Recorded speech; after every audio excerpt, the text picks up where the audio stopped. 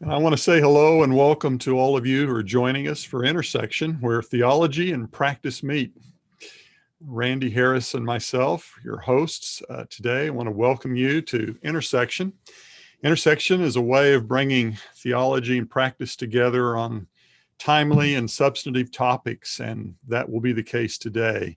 Our topic today is welcoming the stranger as we gather here for Intersection number 14. We've got a special guest with us today, Jessica Goudeau. Hello, Jessica. Hi, I'm excited to be here. It's great to have you here.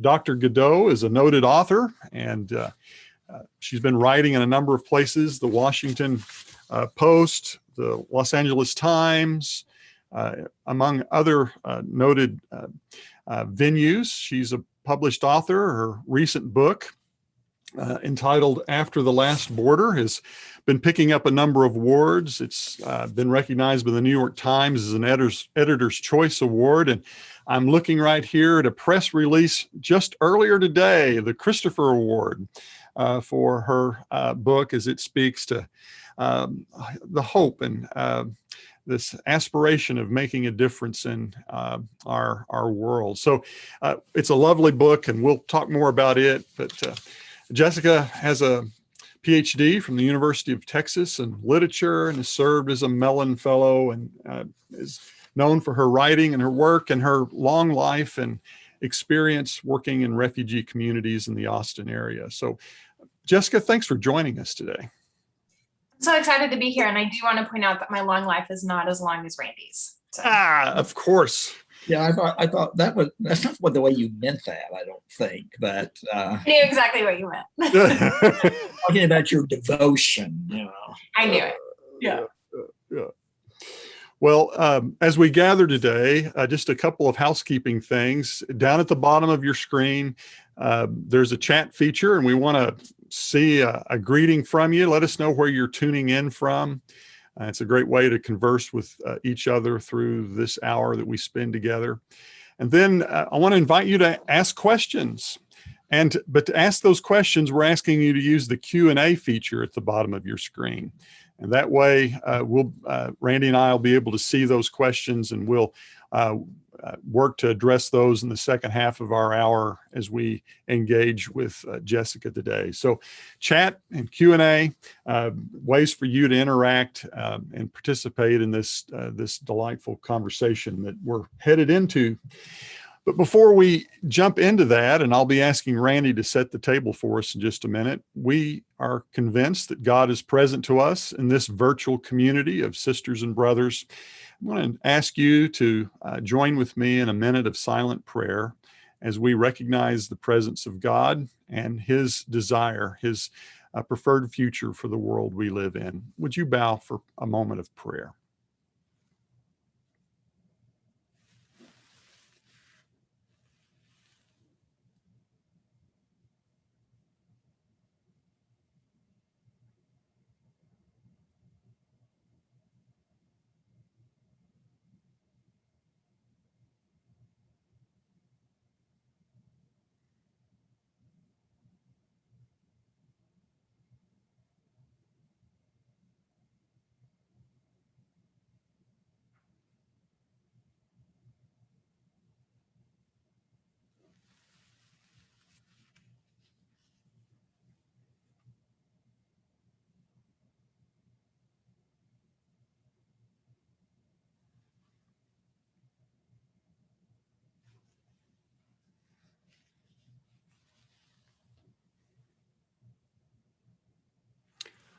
Oh God, Creator, Redeemer, and Sustainer, we thank you for this hour and for the promise of what this conversation holds for each of us as we seek to be good disciples of your Son, Jesus, in whose name we pray. Amen. Well, Randy, set the stage for us. Our country, the United States, has been a place that has had a long history with people coming from places far and near. But in the last few years, this has become a critically charged, a challenging kind of conversation for many in churches and congregations. What makes this conversation important for us as ministers and church leaders today? Well, I think, for those of us in Texas and then the broader United States, it's on the nightly news every night. I mean, these are real people who are desperately coming. So that's kind of the local in the paper medium.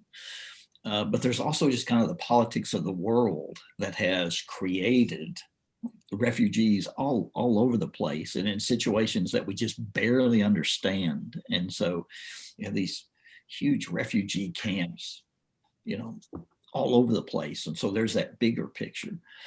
And then there's the bigger picture still, that in the history of the world, how you treat the stranger in the land has always been a question. How do you deal with those who aren't members of your tribe, who come to bump into your tribe? And it's all through the Bible. It's all through the history of the world. So there's this pressing, immediate question, and then there's the ever-present question.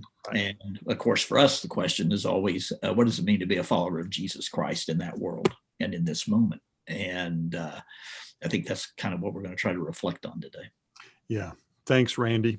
Jessica, you've written a remarkable book. I was rereading in it again this morning and just deeply struck with the way in which you lovingly present real people living and dealing with real human life. And yet there's so much more in terms of dislocation and the challenges they're facing as they make their way across cultures and nations. There we go. After the last border, we'll plug this shamelessly, Jessica, as we go through, as we spend this hour together. But just get us started. How did you come to write such a lovely book?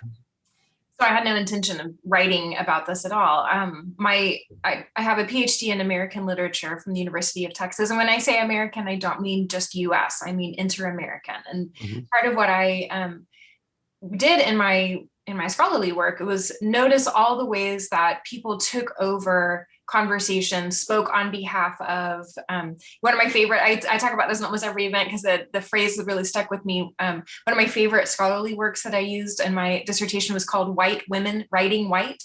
I mean, not only is like a great tongue twister, but it also describes all the ways in which we view people as foils for our own development, as characters in our own play, as, bit players in our lives. And so whenever we write stories from a place of power to people who are also in a place of power, we often appropriate those stories in really problematic ways. So I met a group of former refugees in 2007. My daughter was 10 months old at the time. And I had no intention of writing about them because I have this whole, work behind me telling me that I would do damage and it would be a problem were I to write something about them. So while I was getting my PhD and had 2 young kids, our church in Austin at the time, Westover Church of Christ, partnered with this amazing church called North Austin Christian Church that served as a community center. So we were at a fall festival and I met a woman that we ended up calling Muna in the book. She had babies, I had babies, or I had one at the time. I ended up having more while we got to know each other. She and her friends needed someone to teach English. I had taught ESL for years. And so we began this friendship that really kind of created a community.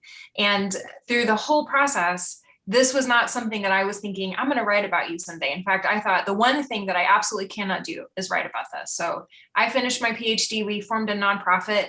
Muna was kind of at the center of everything. She was the translator and just the coordinator for everybody and the kind of the hub of that wheel. And then when I left, I went to do a postdoc. I was like one of the very few people that got a postdoc here in town, and it was amazing.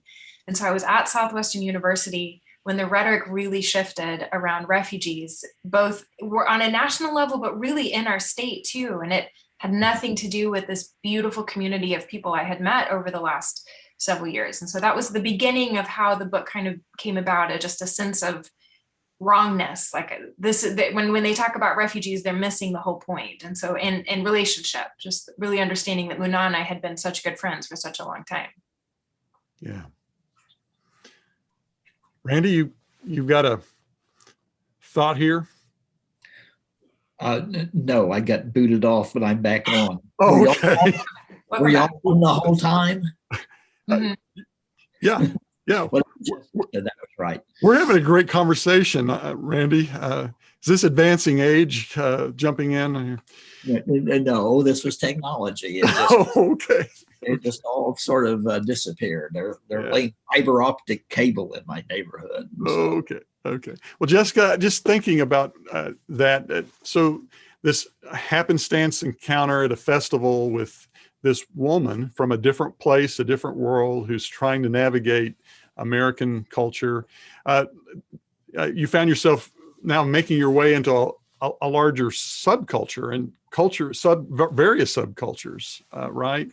One of the things that I think may be helpful for us as we think about or even the kind of words we use. We talk about refugees, or we could talk about immigrants, and we can talk about, well, there's a whole host of words that sometimes get kind of flopped in together when we begin to talk about persons who find that dislocation is a part of their life experience, and they find their way into the United States, or they find their ways in other parts of the world from one nation to another, maybe hoping to come to the United States, but never ever getting that opportunity. Talk to us a little bit about some of the terms so that we understand what we mean when we use a word like refugee. Yeah, I'm so excited to talk about this because I so often hear these terms used incorrectly, and it makes me yell at the radio. And so it's always helpful to talk about this. So I'm going to use the framework. I lived in Brazil and was, while I was working there, I was a tourist, but I was also kind of a permanent tourist. And so I'm going to use that as a frame of reference when we think about how to talk about that. But just to get the terms down, immigrant is the umbrella term. So anyone who comes to another country. So I was an immigrant living in Brazil. Anyone who lives here is an immigrant. Students that come to campus and have different kinds of visas, those are all immigrants, right? So when we think about people who immigrate here for reasons of vulnerability, there are 3 different terms and they're very distinct. One of them is refugees. So former refugees are people that have lived here for a long time and now have a green card and are no longer refugees. At one point they were a refugee, now they were not. For me, I was, again, a tourist, and I don't call myself a tourist all the time, nor am I ever asked to speak on behalf of other tourists for the tourist experience.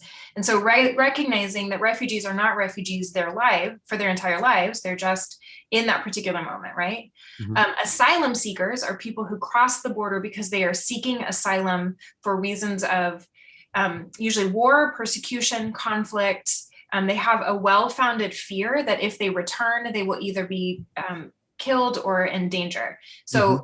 Part of what's been happening right now, most former refugees are asylum seekers themselves. They crossed a border at some point because of the war in Syria, or right now what's happening in Myanmar, they're flooding across the border into Thailand. Those are asylum seekers. And then UNHCR gets involved and says, oh yes, in fact, you have proven that you would be killed if you went home, so you get this official designation of becoming a refugee. So an asylum seeker from Myanmar and Thailand becomes a refugee who is resettled into the US. It is an incredibly comprehensive program. It was always a comprehensive program. It became more comprehensive under Presidents Bush and Obama. And so the rhetoric around these people are coming, they're just coming to take our jobs. I mean, this is a years-long, very intense vetting process.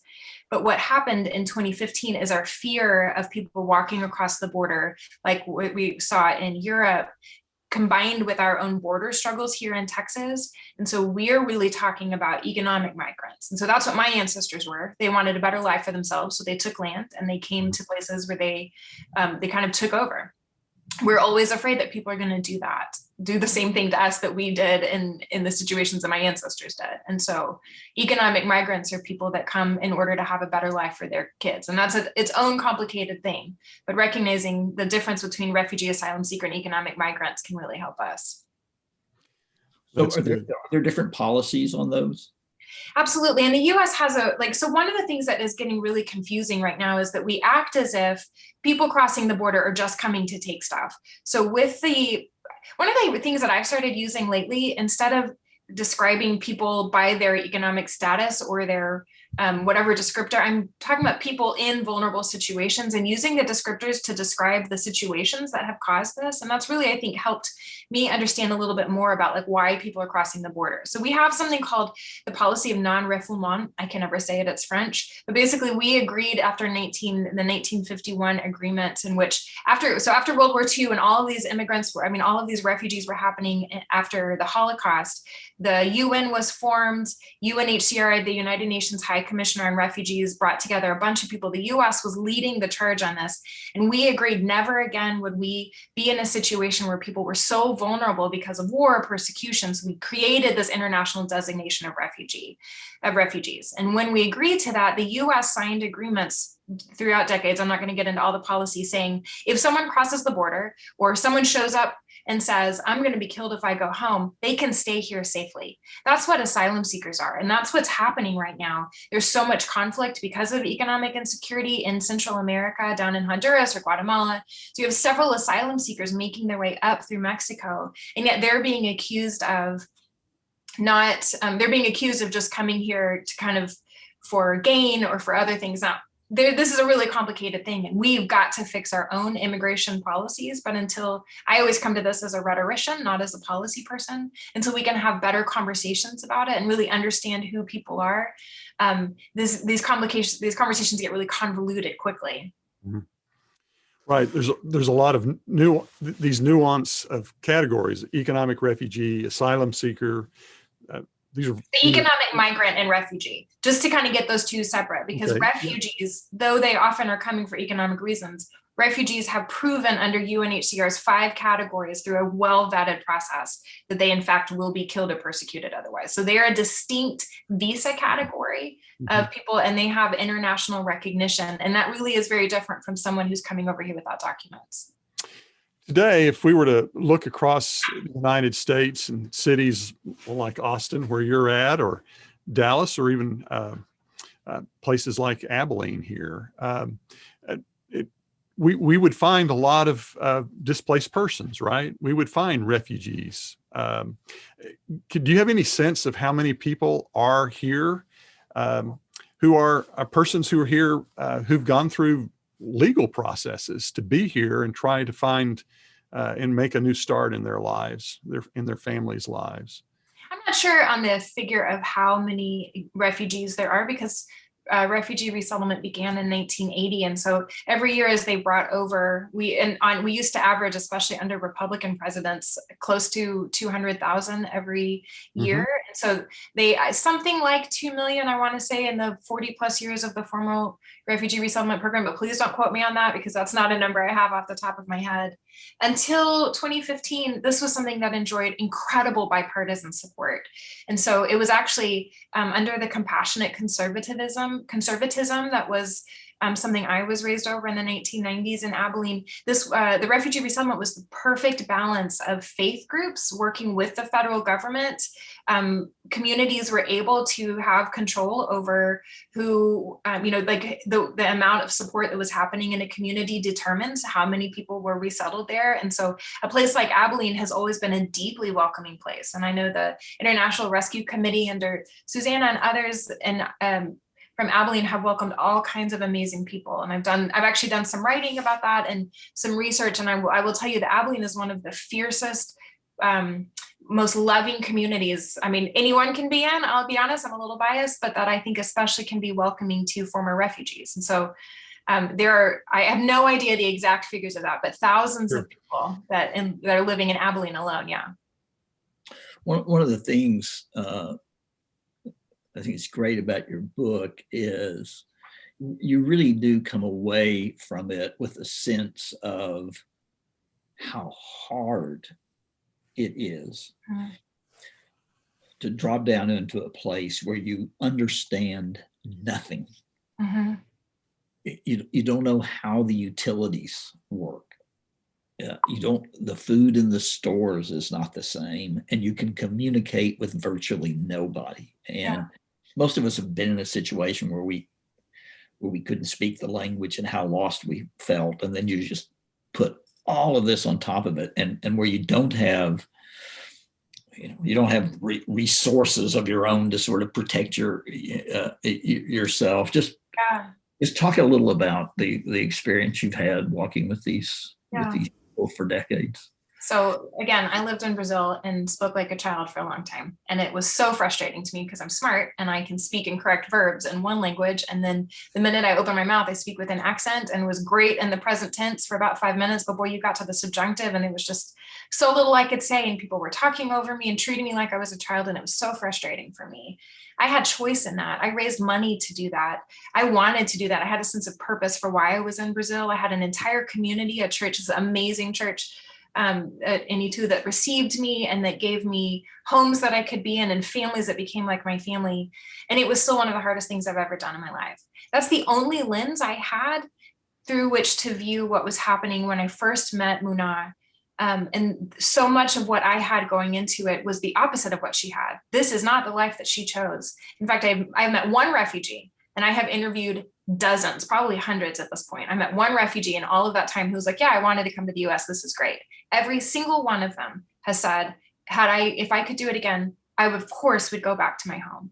And so part of what I wanted to do with Hasna's story, Hasna didn't think this is going to be fantastic. I'm going to leave my kids and everything I've ever known and go to Austin, Texas, where I will never learn English. Hasna called me today. Her car was stolen yesterday. Like, the tragedies that are happening in her life have never stopped.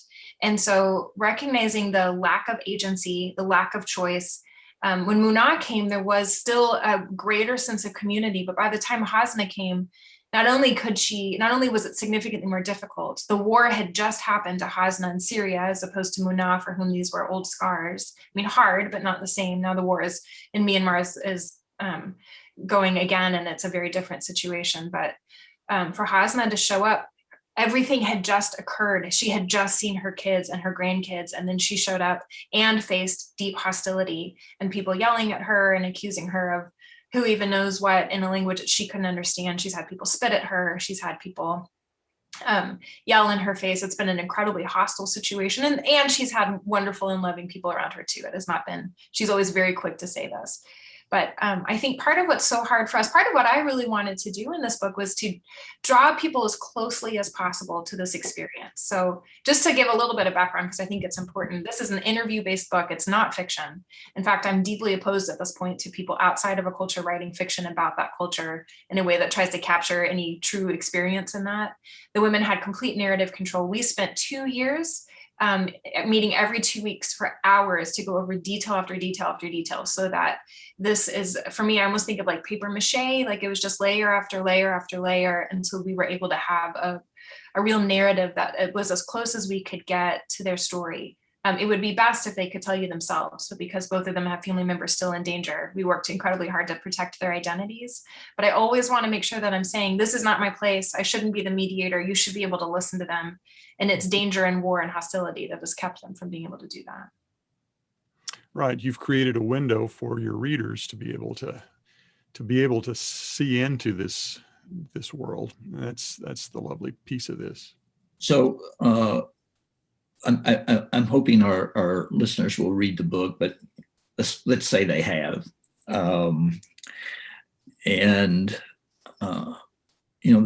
that web, that coalition between government agencies, nonprofits, and churches has pretty much come unraveled, or got unraveled. Passive voice may be the wrong thing there.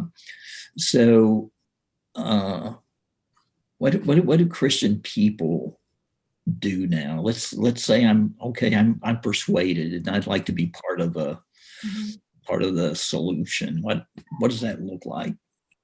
I think it's important for us to identify this, and we talked about this a little bit. And I think I really want to be incredibly clear about where I'm coming from politically and in terms of my own background. Writing this book has made me more centered than I have been in a long time. And it was actually really beautiful and in some ways very healing for me to recognize that there are people from both sides of the political aisle. Obviously, as Christians, there is no political party that fully encapsulates my faith.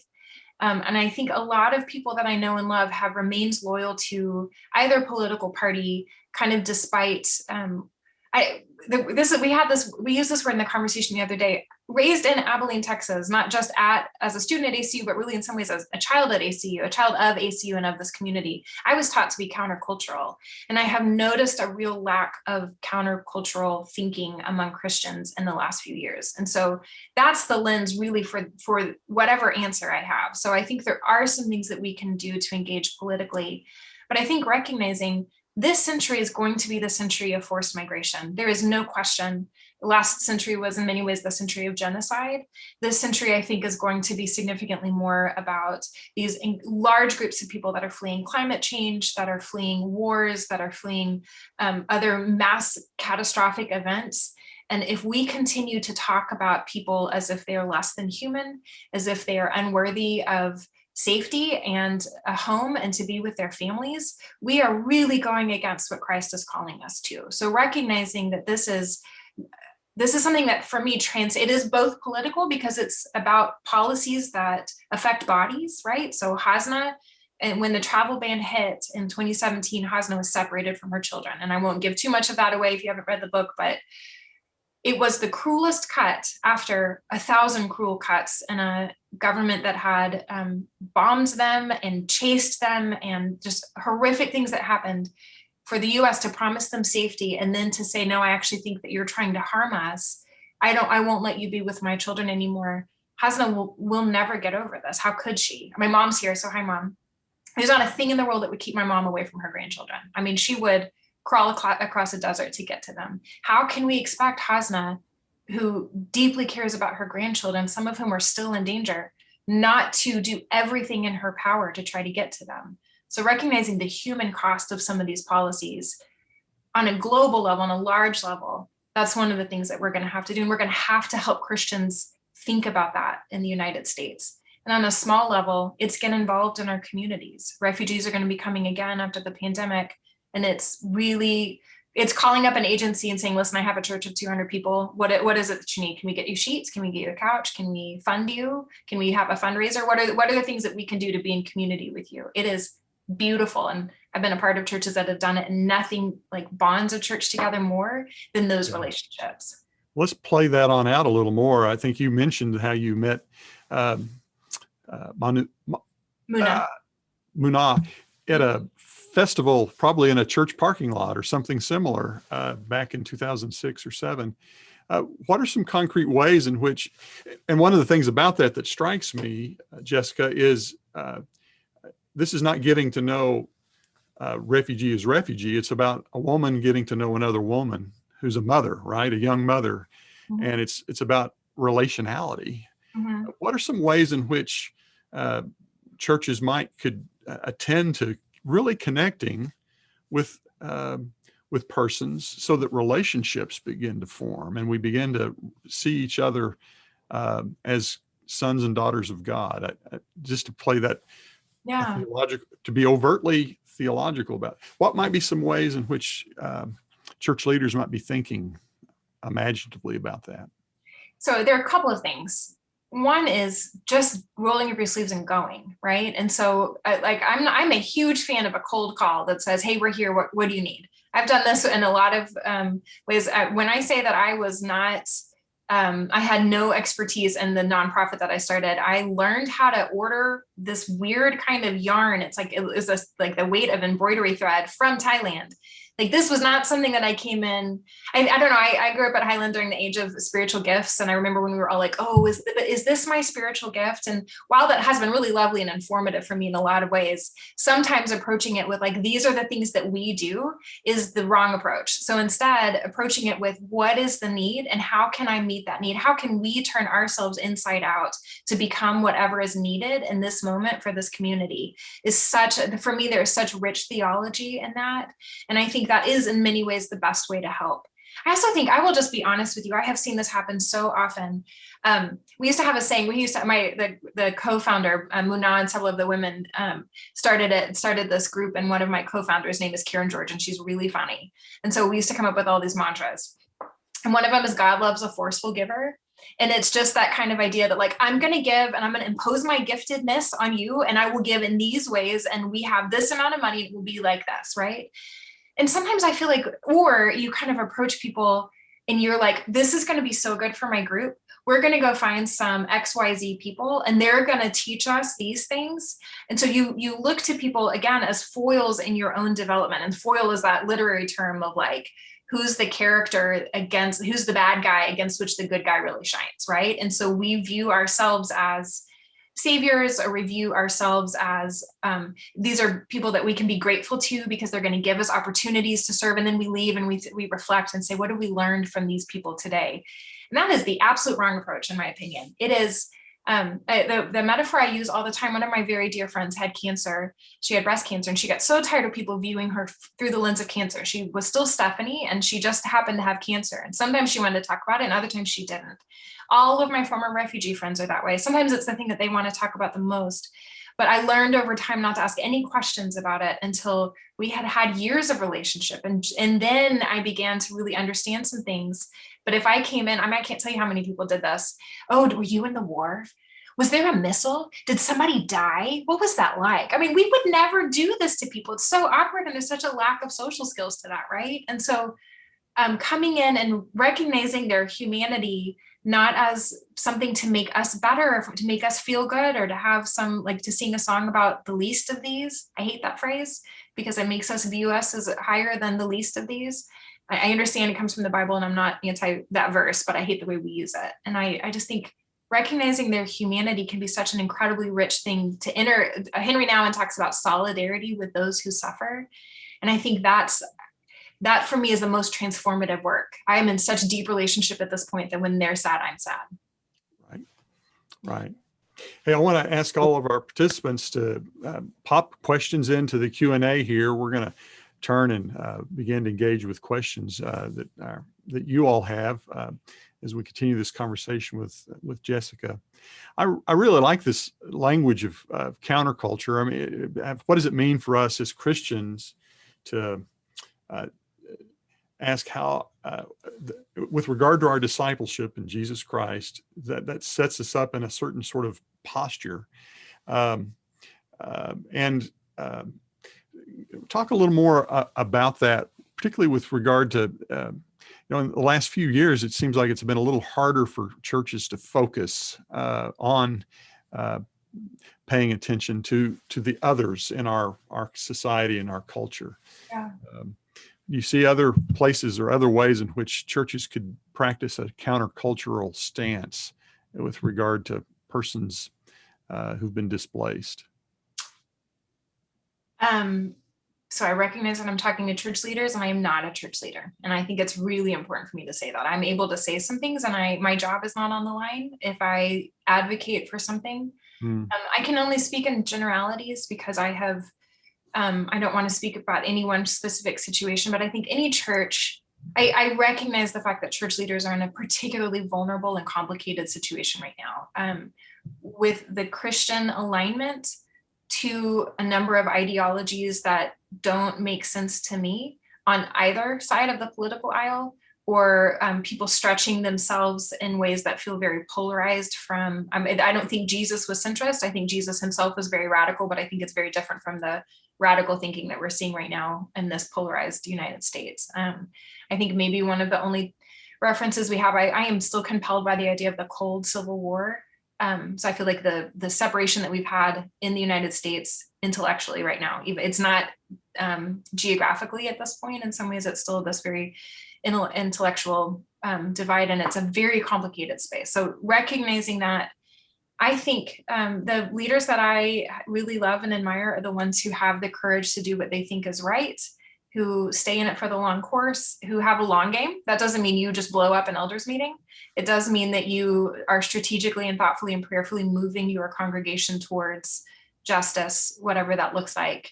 It means that you're not getting so caught up in whatever issue that you're unable to see the larger picture. And I think it's an almost impossible pirouetting that I don't know why that was a pirouette. It wasn't a pirouette, but like it's an almost impossible move to make right now. And so I think I have a lot of grace towards people, but I think we have to move to the point where people of faith can talk about people in vulnerable situations without the kind of dehumanizing language that has taken over there's a part in my book where I talk about better safe than sorryism. And it's the nice people way that we think about like, well, I don't really know what I think about that. So I'm just going to like la la la and not talk about it anymore. And my kids are going to the pool and they're in soccer practice and we live in this beautiful suburban home and we have this nice lawn. So I don't really have to think about it.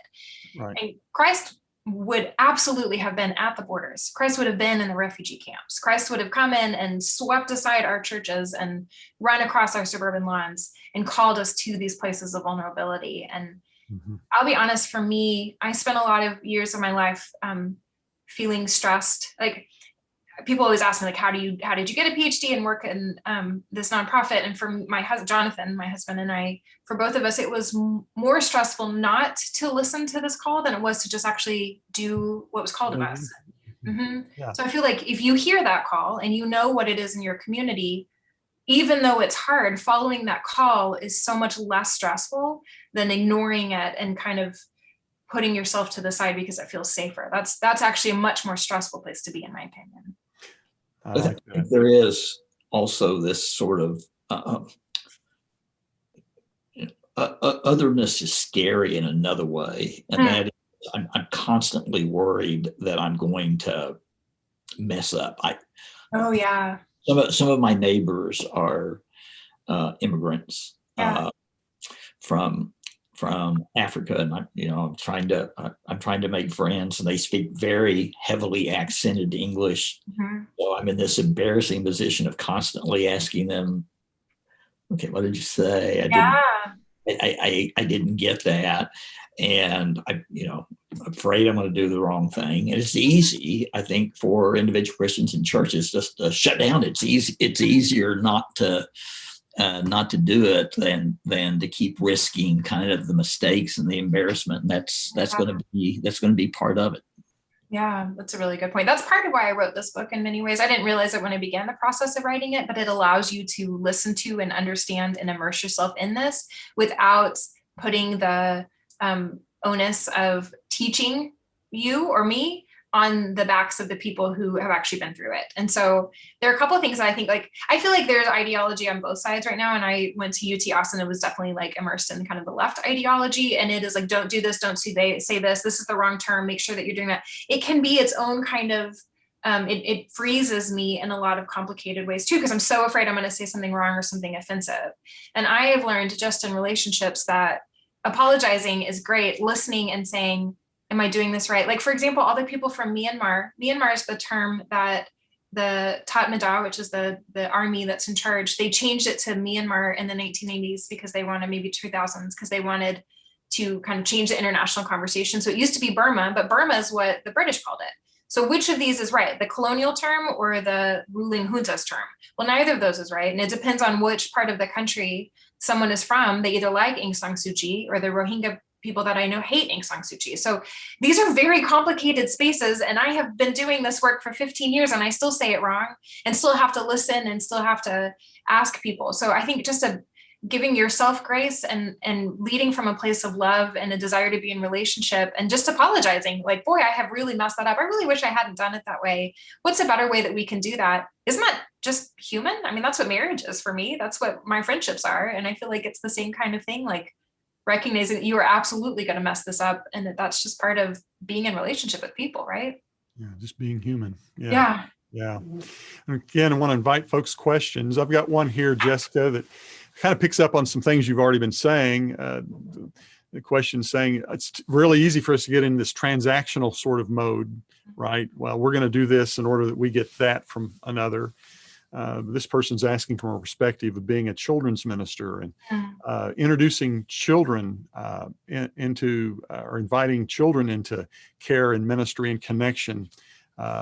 So how would children's ministers engage families with children to be allies and servants to refugee and migrant persons without tumbling into the transactional mode?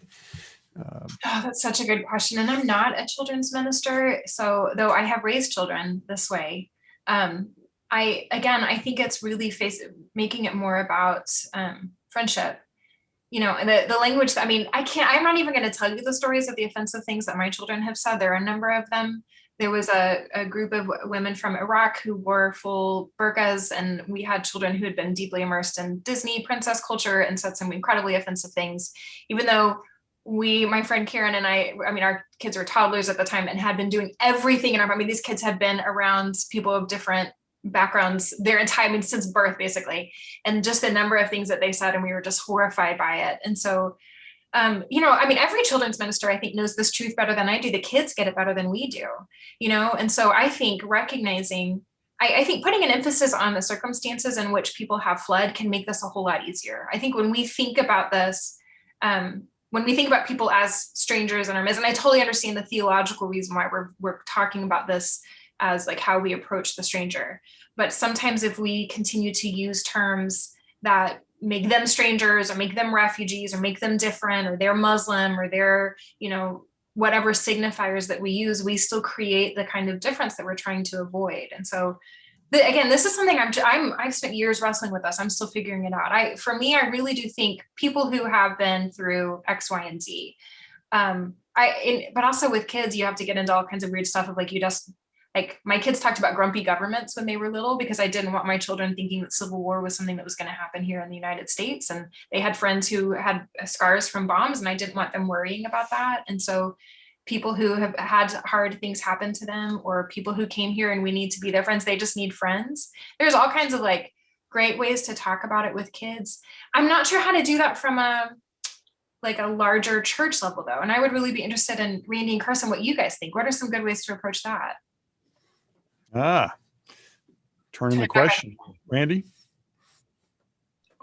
Well, I think the point you're making, that this lesson that everybody's got a story, mm-hmm.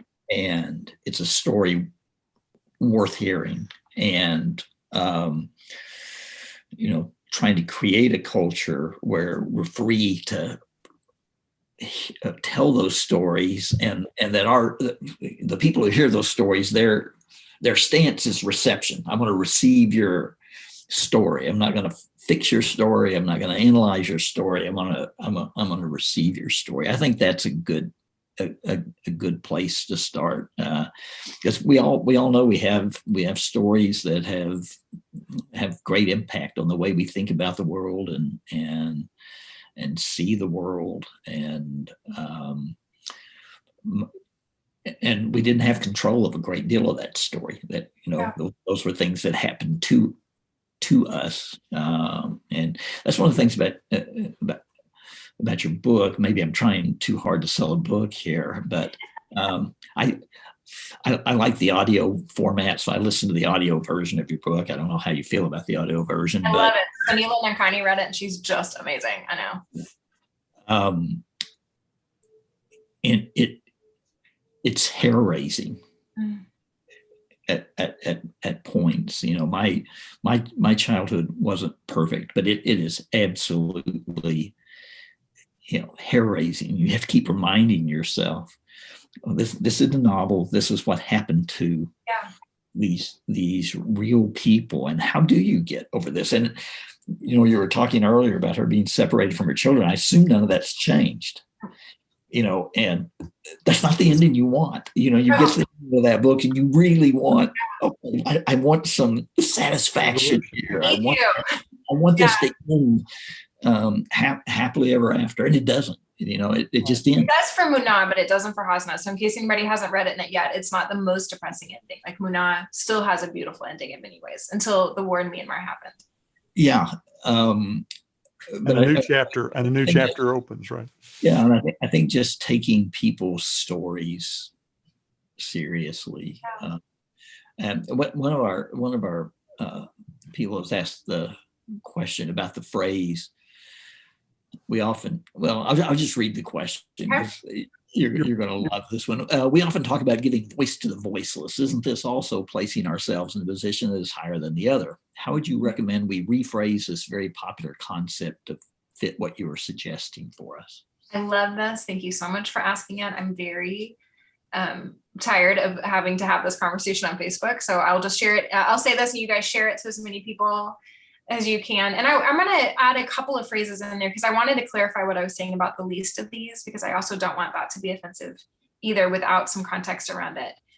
So again, as a person who's taught rhetoric for years, so just like really the way we talk about each other, the phrases that we use as shorthands almost always turn into stereotypes and tropes, right? And so I understand that when people say to me, and they say this to me all the time, look at you, you're doing such a great job, you give a voice to the voiceless. It is intended as a way of saying, you're helping me hear someone that I otherwise might not have heard, and I'm really grateful, and that person really changed my life, and I'm glad about that. So I hear and receive the beautiful intention behind that and that moment of connection. And I was able in some ways to be a conduit for it. And it is one of the most beautiful parts of my life. So if this is something that you've been saying, don't hear me like being angry about it. At the same time, this is kind of what we talked about a little bit earlier in terms of agency, who had the choice to do this or did not.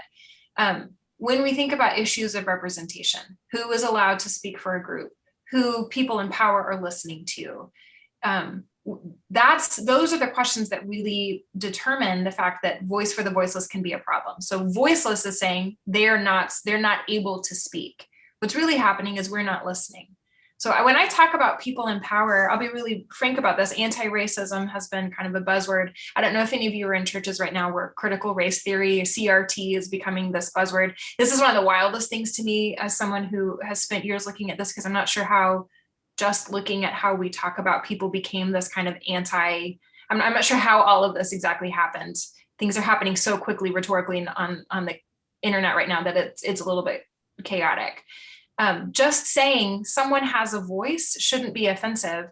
I'm elevating, I'm amplifying, I'm centering the voices of others. And sometimes I think those verbs can be really helpful.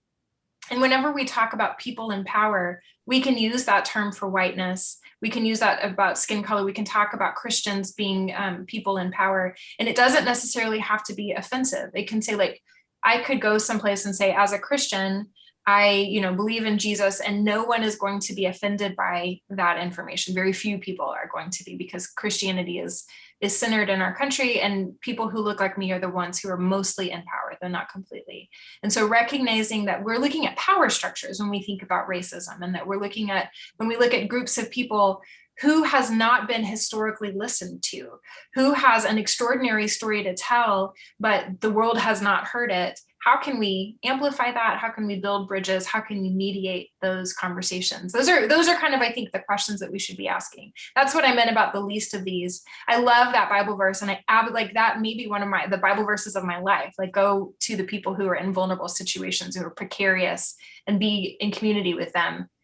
But when we sing songs about the least of these, and we view ourselves as, what are we, the most of these? Like, somehow that phrase has become a phrase that is just like a catch-all for everyone in a vulnerable situation. And there are a lot of people who are incredibly strong and who have amazing stories to tell, and we're robbing them of that opportunity when we kind of put them in the bubble of being the least of these, or voiceless. Does that feel like that answers that a bit? It's a complicated question. I think so. Randy, you want to follow up? Yeah, no, I think it is complicated. I think on the one hand, those who have a place at the table trying to create a place for other people, that in itself is an act of power, because you're already, at the table. It's sort of the sin you can't keep from committing. Yeah.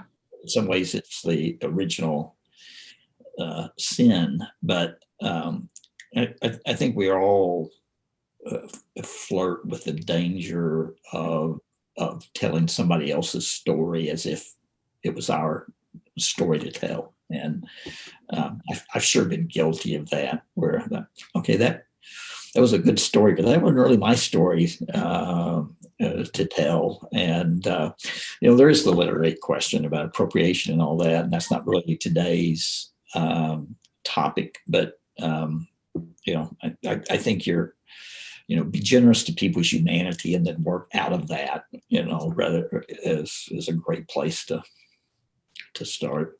One of the last questions we had to do about first steps to encourage people to enter the lives of refugees, interface with them in meaningful ways. And one of the things I'm struck about is, again, how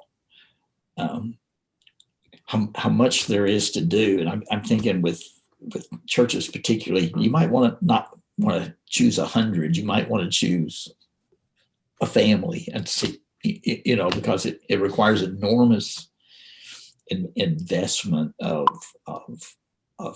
time and care. And if you're going to work out a friendship and not just transaction, then what do you think? What's the first steps?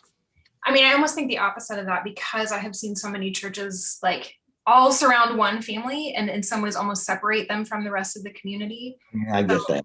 Right. And so, I mean, recognizing that these things are complicated, right? I still feel like, I think I always advocate for working with the local organizations. They will have, you absolutely, if you have a Kids Safe program or whatever it is that you do with children in the nursery, that absolutely should apply when you're working with people in vulnerable populations. There should never be some man going and picking up a teenage girl alone.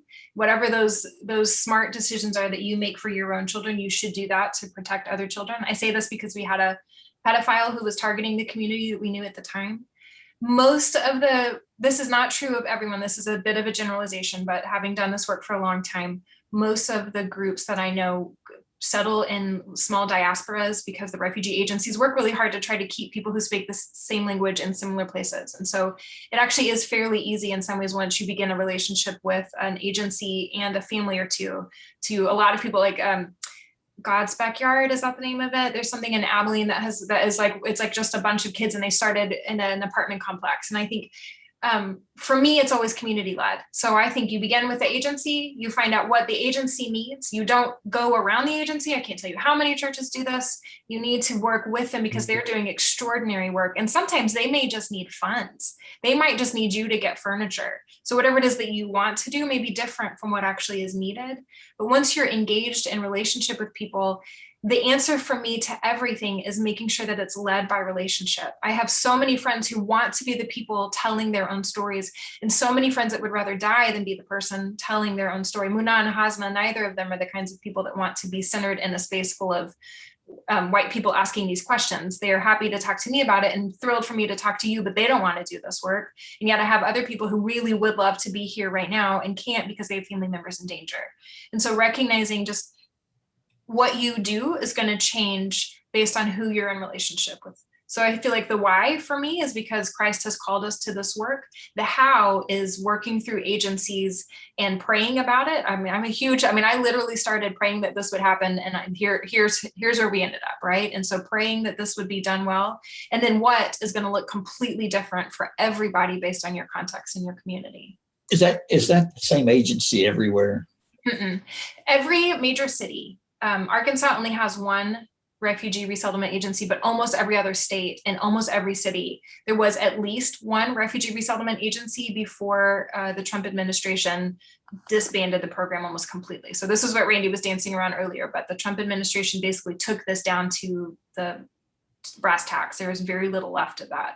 And so if you were in any sort of major city, I literally just Google Refugee Agency Austin. Refugee Services of Texas is one that I love, and they're all throughout Texas. IRC is one of the big ones. And there are several others. And if you're in, I at this point know almost everyone. So if you guys want to email Randy and Carson and have me put you in connection with someone, if you're in a city and aren't able to find someone, I am absolutely happy to do that.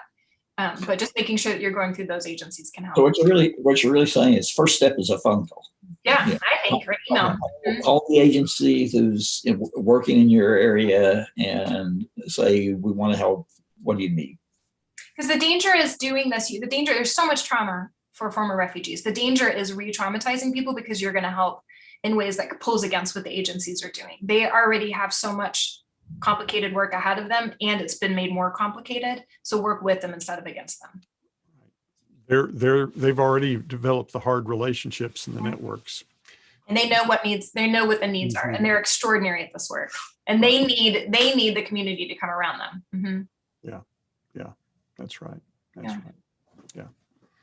Well, we're about to wrap up here. I want to go to Jessica and Randy and just ask, what would be your last word? Randy, I'm going to start with you. What would be the thing that you'd be taking away from this conversation, Randy, or that you'd want to leave our listeners with? Well, it's almost always the same thing, right? don't be afraid. And if you follow Jesus, he'll probably take you places that it's not the way you had it planned. It's not what you had in mind, and see where it takes you. And don't just think about this as a statistic and an issue and a problem. Right. Read the book and remember we're talking about people with children and grandchildren who want the same thing for their lives and family that you do. And do your best not to be condescending. I think I'm more and more struck in my own life at just how lucky I am, whatever you want to call it, moral luck. I didn't choose my parents. I didn't choose where I was born. I got lucky in a lot of ways. And it's the old, I was born on third base and thought I hit a triple. And I think just that human touch and compassion and see where that leads us. Take a step in faith and see where the next step. Right. It sounds to me like Jessica didn't have it all planned out. She took a step, and then in that light, she took another step, and she took another step, and here you go. Yeah. Right. Yeah, I see a question here from someone asking about the church I served in Atlanta, and we were deeply, and that church still is deeply involved in refugee ministries, and that would be the case there. We simply fell in with a Catholic resettlement organization, and then I think it was the RISA. I forgot now the acronym, but we found out what they needed and what was needed. In fact, I was reminded of this in your book, Jessica. They came to us and said, these women, these families are coming to us. They don't know how to cook on a cooking range. In fact, the news reports almost every week there would be a fire in an apartment complex where they tried to build a fire on the living room floor. Yep. To literally cook, even though there was a perfectly good cooking stove right there. And we said, we can do this. And so a gaggle of our folk, a couple dozen women, started cooking classes. And it turned into quite a community of primarily women learning about foods from different cultures, a congregation of our women, along with these communities of different populations. But it came because we started a relationship with a couple of resettlement agencies in Atlanta. So, Jessica, how would you close out? What would you want to leave us with as you reflect about our conversation this hour? One of the things that I feel like I don't get to talk about very often, as I don't have conversations with people of faith as often as I'd like, and these events that I get to do online. And Muna, there may not be anybody who has informed my faith as much as Muna. So this is why I talked a little bit about this being a happy ending. The book ends, I won't give the ending away, but the book ends with both Muna and Hasna in prayer, because it is it is like who they are to their core.